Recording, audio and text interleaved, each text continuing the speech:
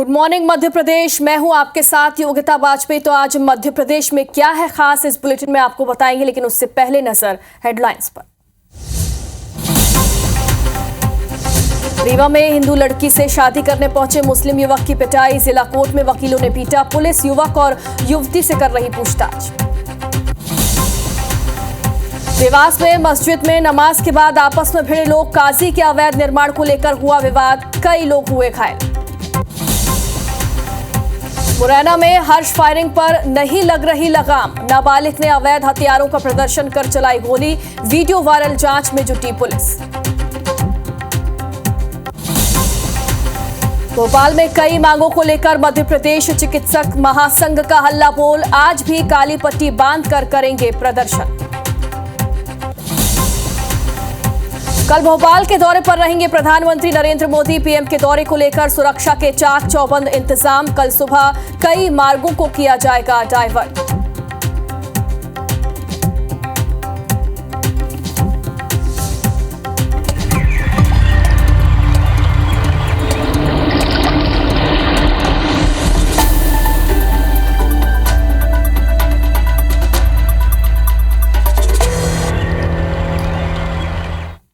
शुरुआत करते हैं देवास से एक बड़ी खबर के साथ। यहां पर मस्जिद में विवाद हुआ है, नमाज के बाद अचानक लोग आपस में भिड़ गए। विवाद के दौरान कई लोग घायल बताए जा रहे हैं, जिनका इलाज जारी है। काजी के अवैध निर्माण को लेकर यहां पर अचानक विवाद हो गया। कोतवाली थाना पुलिस मौके पर पहुंची हुई है।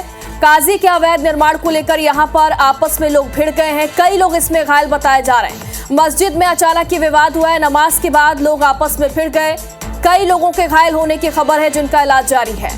कोतवाली थाना पुलिस भी मौके पर पहुंच गई है। पुलिस को घटना की जानकारी मिली, जिसके बाद वो मौके पर पहुंची। ये वीडियो भी सोशल मीडिया पर काफी तेजी से वायरल है। देवास का ये वीडियो बताया जा रहा है, जहां पर देखिए मस्जिद में अचानक लोग आपस में भिड़ गए।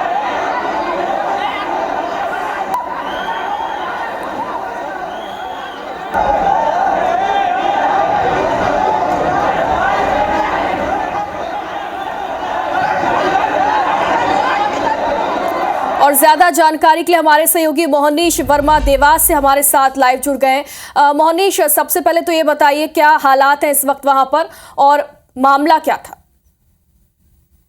ये कल जुम्मे की नमाज के दौरान ईदगाह की शाही मस्जिद जो है वहां पर यह घटनाक्रम देखने को मिला, जहां पर नमाज के वक्त ही कई लोग आपस में भिड़ गए और इतना बड़ा विवाद हुआ कि वहां पर लाठी से भी हमला हुआ। ऐसे में पुलिस प्रशासन ने वहां पर मामले को संभाला और जो विवादित लोग थे उनको उनके खिलाफ कार्रवाई और एफआईआर भी दर्ज करी। कई लोग उसमें घायल हुए, जिनका उपचार भी जारी है। ऐसे में मस्जिद सुरक्षा के ऊपर सवाल उठते हैं। हालांकि अभी पुलिस प्रशासन मस्जिद के सुरक्षा के लिए वहां तैनात है, लेकिन वहां पर सवाल ये उठता है कि कैसे इतना बड़ा घटनाक्रम सामने आया और मस्जिद के अंदर जो लगे सीसीटीवी कैमरे थे उनको क्यों निकाला गया। दरअसल मस्जिद में जो काजी है उसी का विरोध समाजजनों द्वारा देखा गया, उसके अवैध निर्माण को लेकर के वहां पर विरोध जताया गया था और जब विरोध सामने आया तो काजी के जो पक्षकार थे उन्होंने इस विवाद को बढ़ा दिया और ये जो घटनाक्रम है वो तेजी से अब शहर की सुर्खियों में है।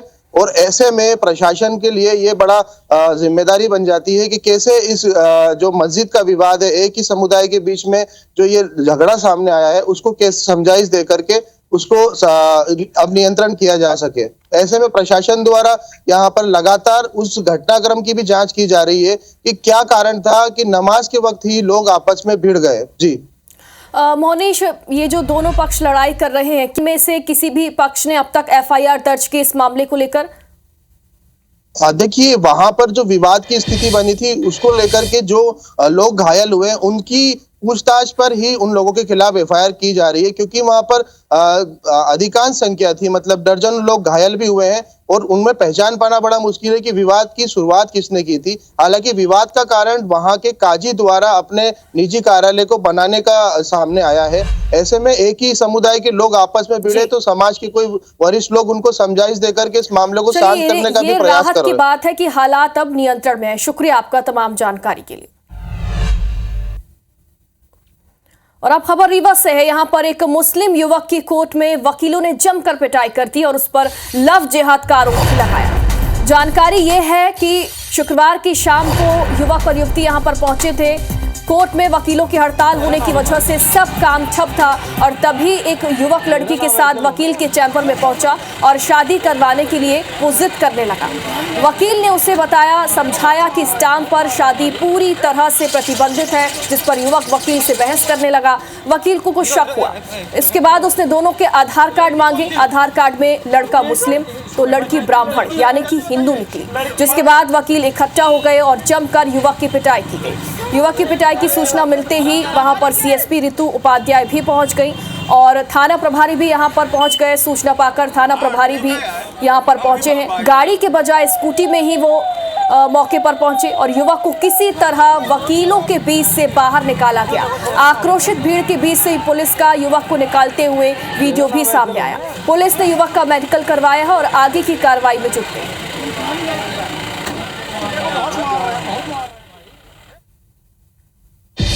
और अब खबर दतिया से है। यहाँ पर भगुआपुरा गांव में युवती की हत्या के बाद शव को कब्रिस्तान में दफनाने का मामला सामने आया।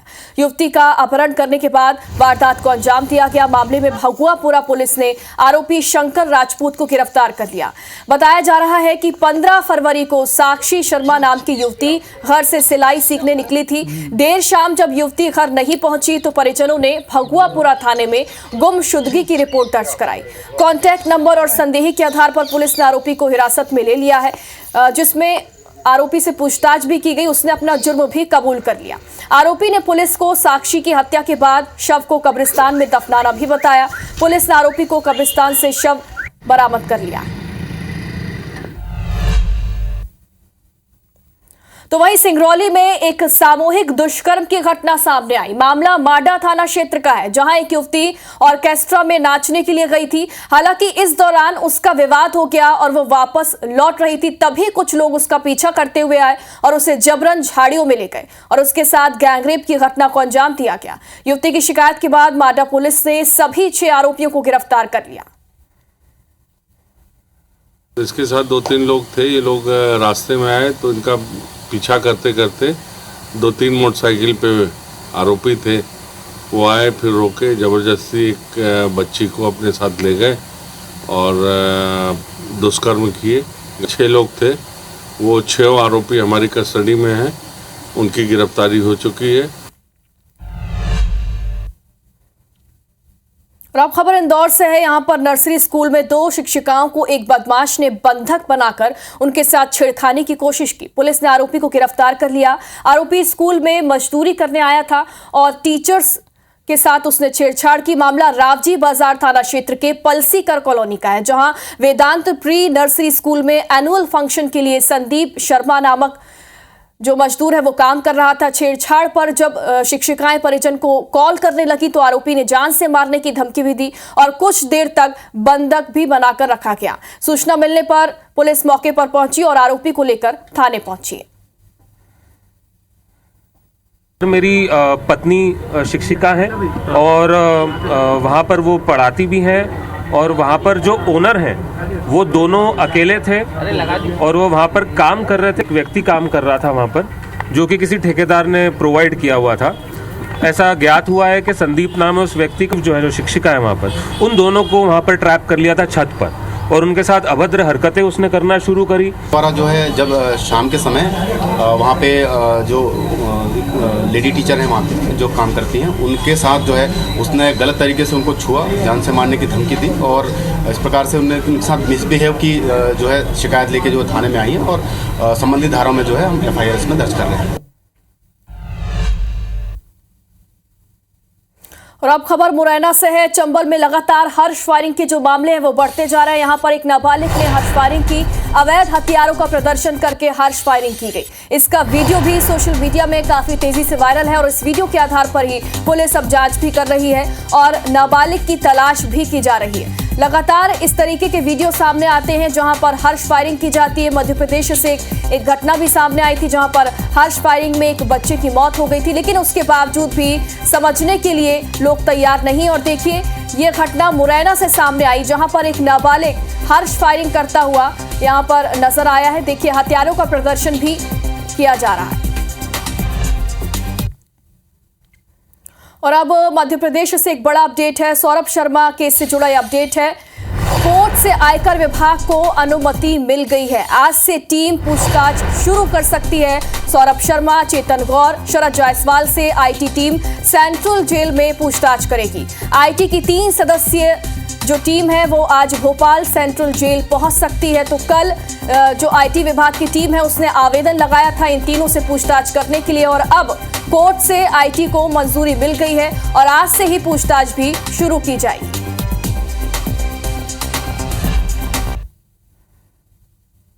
और इधर रीवा में चिरहुला कॉलोनी के मुख्य मार्गों पर बुधवार शाम को मुनादी करवाने के बाद दूसरे दिन जिला प्रशासन दल बल के साथ पहुंचा और 50 घरों को जमींदोज कर दिया गया। इस दौरान नगर निगम अमले और स्थानीय रहवासियों के बीच जमकर बहसबाजी भी हुई, लेकिन पुलिस ने स्थानीय रहवासियों को मौके से खदेड़ दिया। रहवासियों का आरोप है कि वे दशकों से यहां पर काम कर रहे हैं। निगम लगातार उन्हें टैक्स भी जमा कर रहे हैं। वो निगम में बिना कोई नोटिस दिए कई परिवारों को एक साथ बेघर कर देना कहां तक न्याय संगत है। वहीं इस मामले को लेकर निगम आयुक्त सौरभ सोनवड़े का कहना है कि वे एरिया अतिक्रमण के दायरे में आता था और इसीलिए निगम ने कार्रवाई की। बकायदा उसकी मुनादी भी कराई जा रही थी 2-3 दिनों से कि इसमें नोटिस सर्व हो गया है, आप लोग खाली कराइए। तो नगर निगम के द्वारा पर्याप्त रूप से इनको बताया गया है। काफ़ी सालों से ये कब्जा है, बहुत बार इसकी फाइल भी चल चुकी थी। तो फाइनली जब हमें बल प्राप्त हुआ पुलिस बल की सहायता से इसको कल हटाया गया।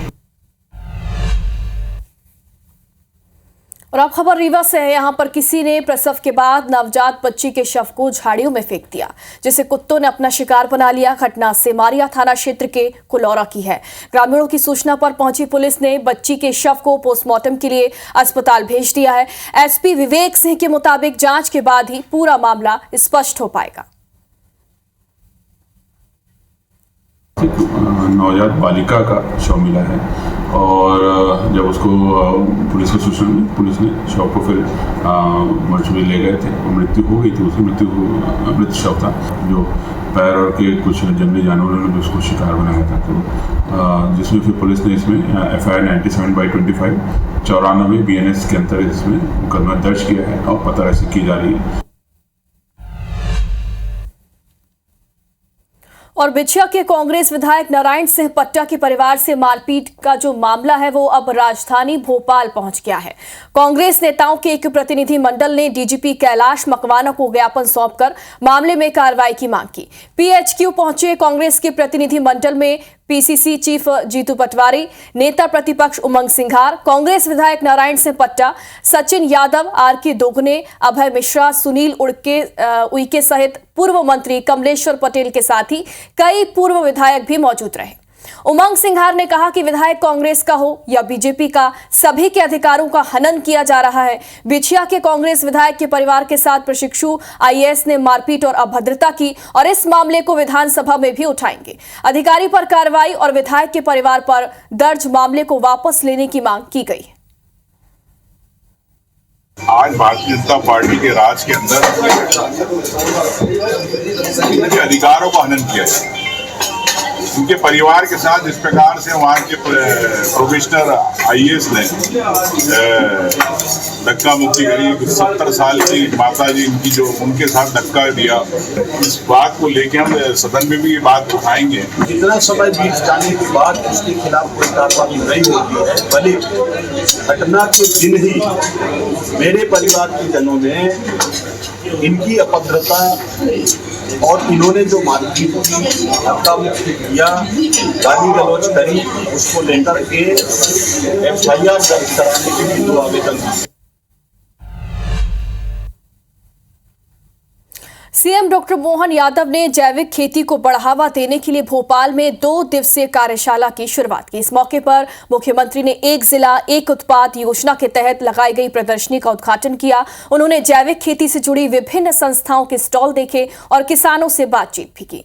कार्यक्रम के दौरान सीएम डॉक्टर मोहन यादव ने कहा, किसानों को खेती में केमिकल के उपयोग से बचना है। रसायन का अनावश्यक उपयोग जीवन शैली को बिगाड़ रहा है। जैविक और प्राकृतिक खेती का बाजार हमारे प्रदेश में ही होना चाहिए। आने वाले समय में 5 लाख एकड़ में जैविक खेती का टारगेट रखना होगा। उन्होंने ये भी कहा कि जैविक और प्राकृतिक खेती करने वाले को सोलर पंप देंगे ताकि बिजली संकट से उनको राहत मिल सके।